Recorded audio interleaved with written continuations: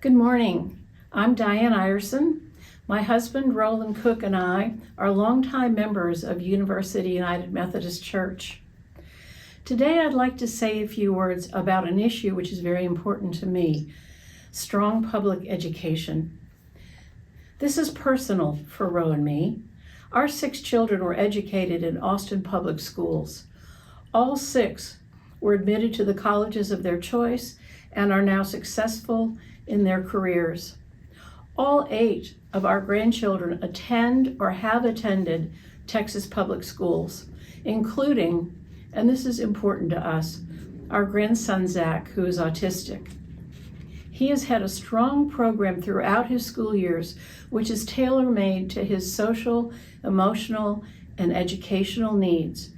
He has been able to attend the same schools that his brothers attend, and is now 17 and a junior at Vista Ridge High School. We're very proud of him. I'd like to address Governor Abbott's push to provide a voucher program which would take badly needed public funds out of our public schools and give them to charter schools. According to the Legislative Budget Board, when counting for inflation, funding for public education has decreased over the past 4 years, despite an increase in the student population. A special legislative committee has determined that we are underfunding special education by over $2 billion. I double-checked that figure because it's astounding to me. It's accurate. Vouchers would further draw money from public schools which serve all Texas children. You may have heard a couple of misleading slogans that I'd like to address. The first, vouchers equal school choice. In fact, it's the school's choice. Private schools get to choose their students, not the other way around. They can deny admission to any child for any reason. They can deny admission because of academics, behavior, parents' income, or because the child is not the right cultural fit. They can also expel a child for any reason. If a family received a voucher and their child was expelled, the question must be asked, what happens to those funds?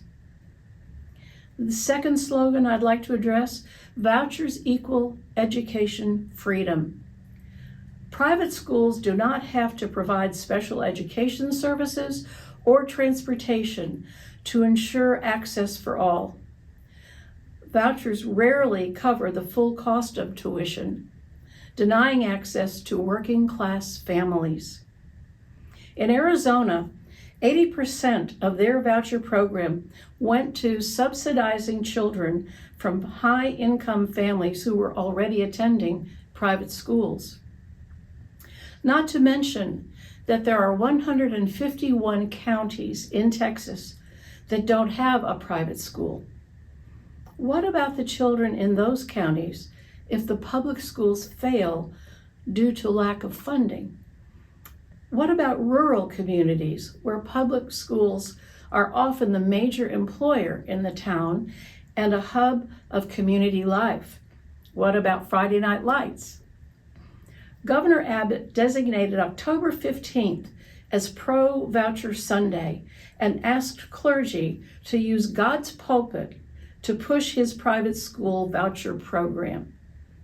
The organization Parents for Texas Children, of which Reverend Teresa Wellborn is a member, calls vouchers a clear violation of the American ideal of separation of church and state. They believe that the governor's initiative is a direct response to their decade-long opposition to the diversion of public funds for private and religious schools. What does the United Methodist Church have to say about public education? Resolution 3165 in our Book of Resolutions states, in the past, the United Methodist Church has issued statements supportive of public education. At a time when public education has become a political battleground, the church is called to remember first and foremost the well-being of all of God's children. Our social principles affirm that education can best be fulfilled through public policies that ensure access for all parents to free public elementary and secondary schools. I'm proud to be a member of Grandparents for Public Schools, or as we like to call ourselves, GPS. We are committed to having our voices heard by those who make decisions about our children's public schools. In recent weeks, we have handwritten and delivered 3,000 cards to all the state representatives who voted to oppose vouchers, thanking them for their support of Texas children and encouraging them to continue that support. 1,000 more cards were delivered to us by other counties and asked us to add them to the initiative. 3,000 is just the beginning. Our effort is ongoing.